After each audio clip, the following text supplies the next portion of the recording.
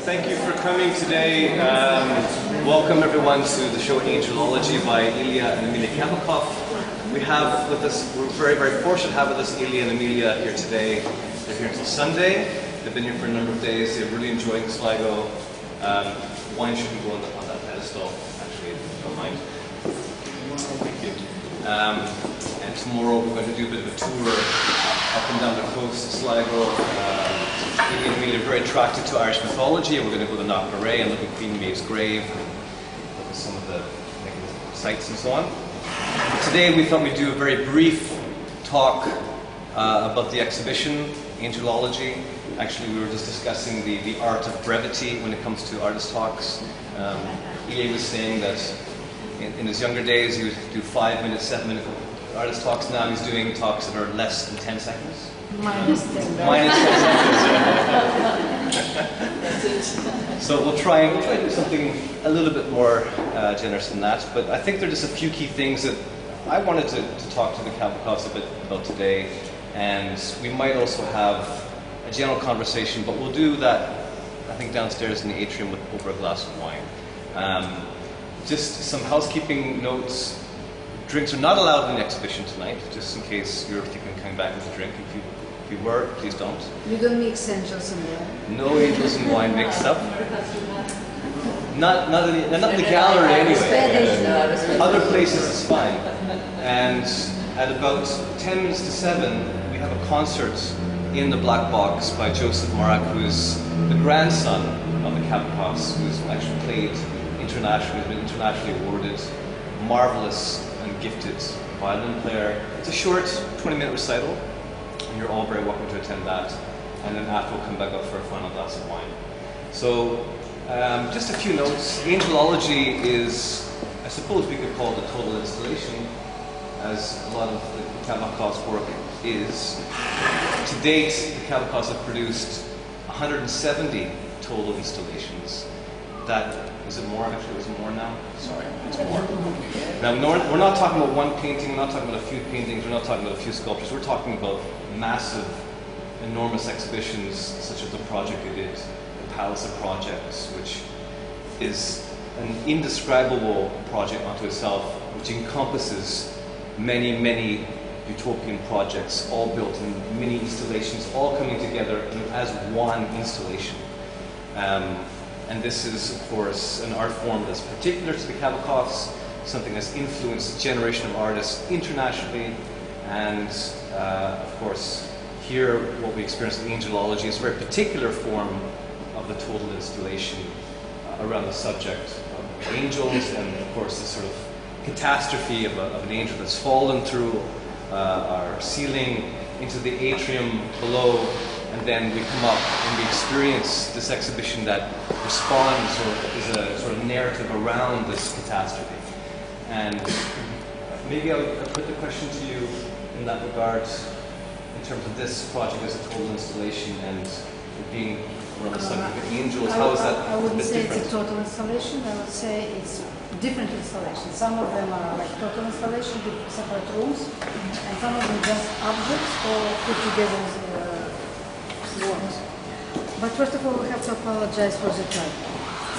Because when we prepared this installation, we were thinking, okay, it's everything we ever did about angels.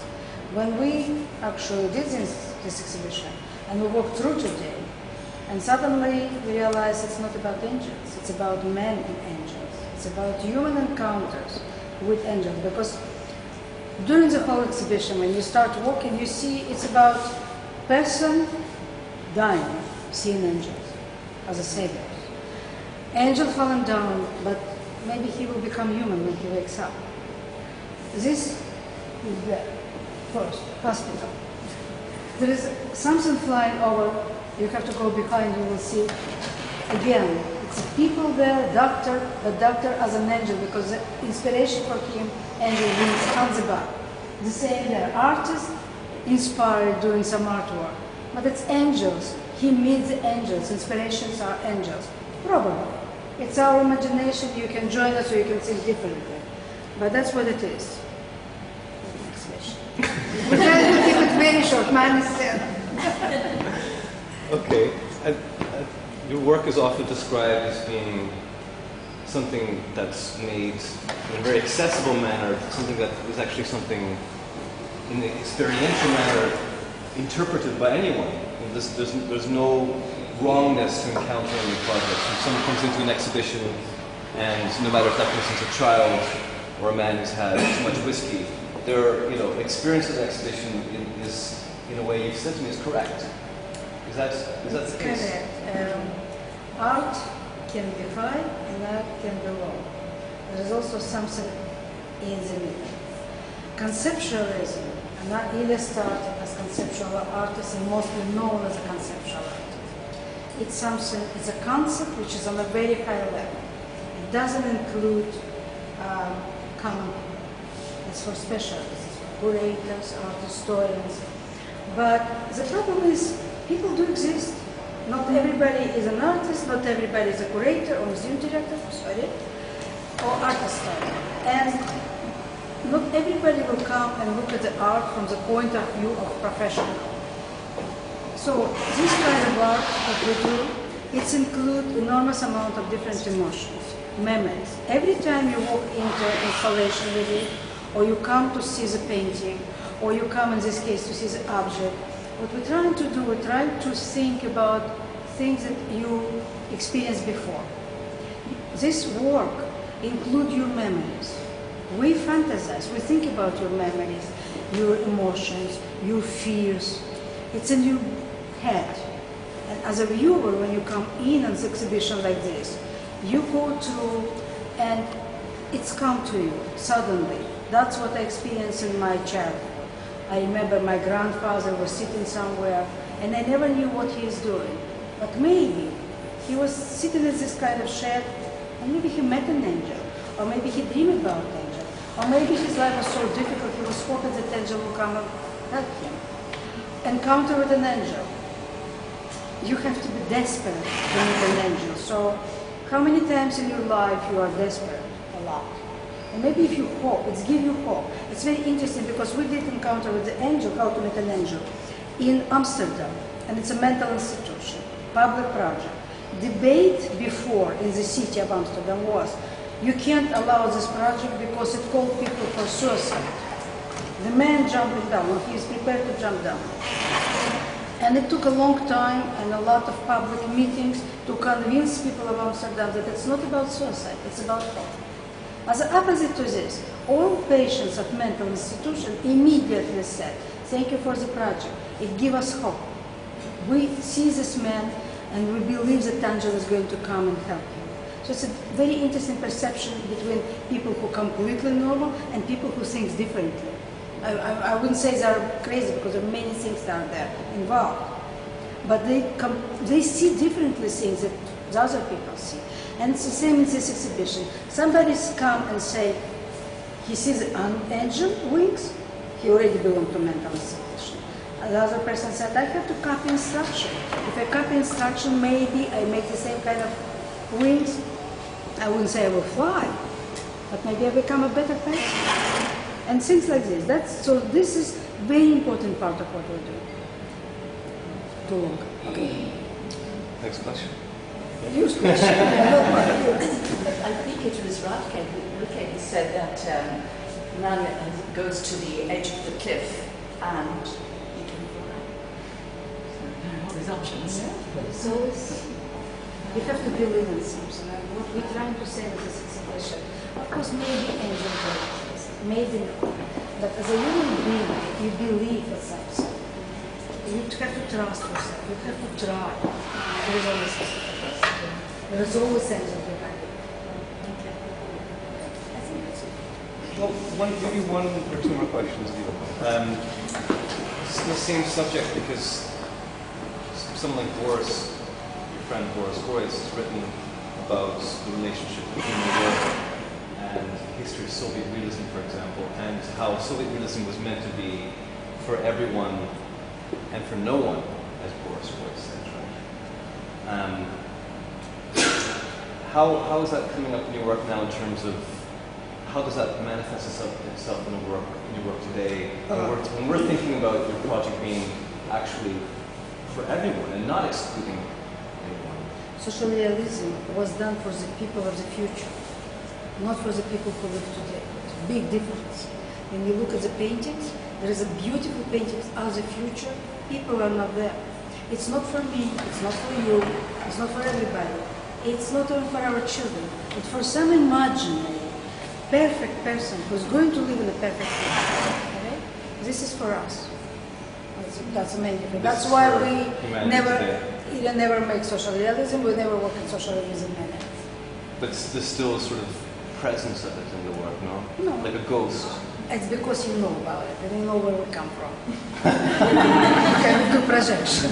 So that's something that's a little bit sensitive. Do you think? It's a colonial. It's a colonial mind. Okay. Then maybe just two more questions. One would be the appearance of white that's happening often in the pictures. And it's not so much like a background. It's not so much like empty space. It's actually full. There's actually something very present about it. Is that something that's really important? This is among Russian tradition, not Soviet tradition. Is the Russian tradition is white is the light, and that's exactly the light. It's like a long tradition.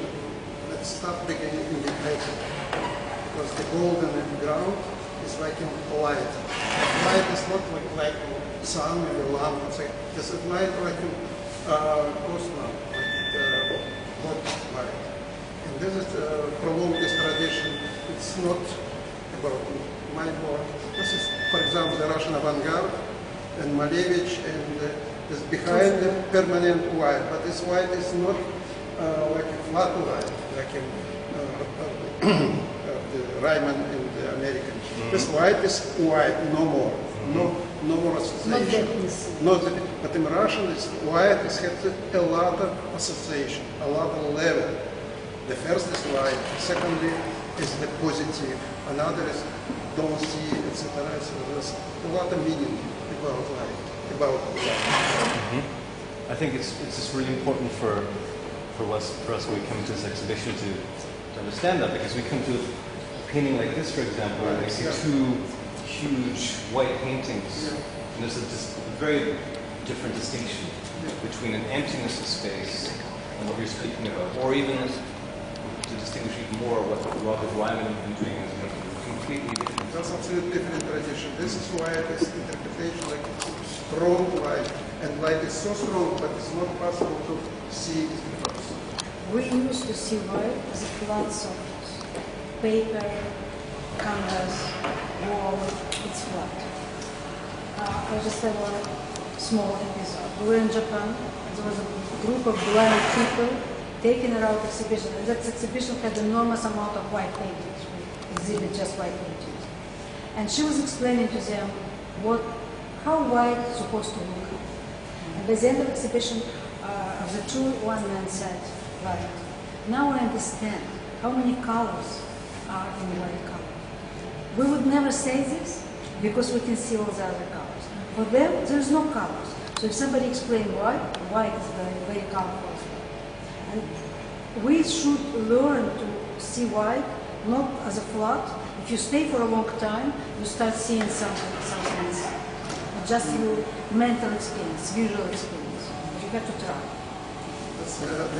Understanding the light, like in this painting, it's like a screen, and the light comes behind the screen, and for the very far away, that's what I don't know, and then come to screen. Use your imagination, understand? Spend a little bit of time.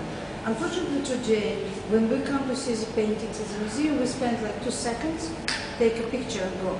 Most of the people come, take photograph. Why they take photograph, I don't know. Before we used to use our eyes. If you use your eyes, you spend a little bit more time, pay a little bit more attention, you start thinking. Because everything is provocation for your mind. When you look at the photograph, it's different. This is the problem how long you stay before the painting. When you come for cafe, 5 minutes in cafe, it's nothing. When you start alone, not with friends, alone spend long time, you become another. I understand. Last question. There are many fictions in the projects that we do, fictitious philosophers, artists, heroes, protagonists, people that fly from their apartments, suddenly flights and so on. And now we have in this project an angel also being a very powerful, you would think, fictitious character. Something like an architect who are often something very accessible again. But all the fictions, all the characters that come up in your project, you treat them as if they're not fictions. You treat them as if they're absolutely real, they're absolutely tangible. Is that also the case with the angel? It's a tradition of narrative. When you read the book, is it real for you? It depends on your imagination, of your ability to read the book. You have a good imagination for you, these fictional characters are real. Somebody just look and say, okay, this is not real. But the same person will read a book and also say, oh, it's just a book. It's imagination of the author. In this case, for us it's real. For us it's a person who did something, live here, hope for something, and then walk away. And when viewer walk into the space, he automatically becomes this, he takes place of this person. And it's now his problem. So you come into the room and there are wings there. And of course you're not going to put wings on, right? But you start thinking, it's not only about this person. Why did he put the wings? What happened in his life? Why he's so desperate to be good, better? What's wrong? And then you can automatically transfer it on yourself and start thinking about yourself. Because you can't spend a lot of time with the artwork without automatically going to your own self. Unfortunately, we're all selfish. So we start projecting what we see from another character to our own personality and our own problems. So they are real. Very important. It's not about artists, what he wanted. That's about you. Every viewer does this about taking inside this one. That's another principle. Everything is a mirror. Yeah, no distance between object and viewer. This is like It's always what's in your head. It's your cultural background, it's your personal experience, it's your emotion. For example, we did exhibition in California with the albums. You will see some of the albums here. All albums are different characters. People walk in and one woman said, this is such a beautiful story. So I'm going to read it every night to my daughter, she would love. Somebody else said, this is typical illustration, books illustration. It's in tradition of book illustration, Russian. Fantastic. It's illustration for a story.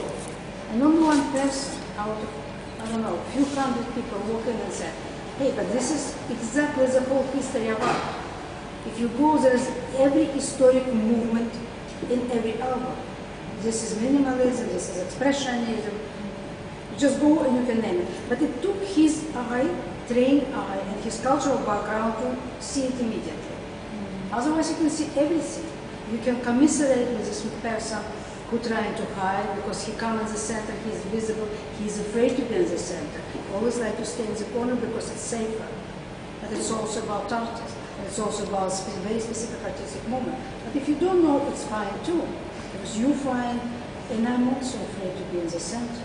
I also want to escape from what? My family, it's too depressing, everyday life, my work. I'm trying a way to escape. And there's a different way to look at this art. That's what's always there in this world. You just have to look. That's it. There's a wine. Doesn't everybody know? I want to thank you two so much for coming here and for being with us and also this talk. And putting so much commitment and energy to this project. It's a deep honor for us to have you here. Thank you. I have to say it's an incredibly beautiful exhibition. We'll be here for a number of months. Only we can have it permanently installed, you know. But here it is, and thank you again. And just to let you know, as also part of the project, we did produce a catalog specifically for this exhibition. And again, thank you for the concept and supporting this publication. And we have a number of signed copies downstairs as well. So just to let you know, we're very happy to have the book. So enjoy the exhibition and enjoy the evening. Again, the concert will begin just before 7 o'clock, and you're all very welcome. Thank you. Thank you.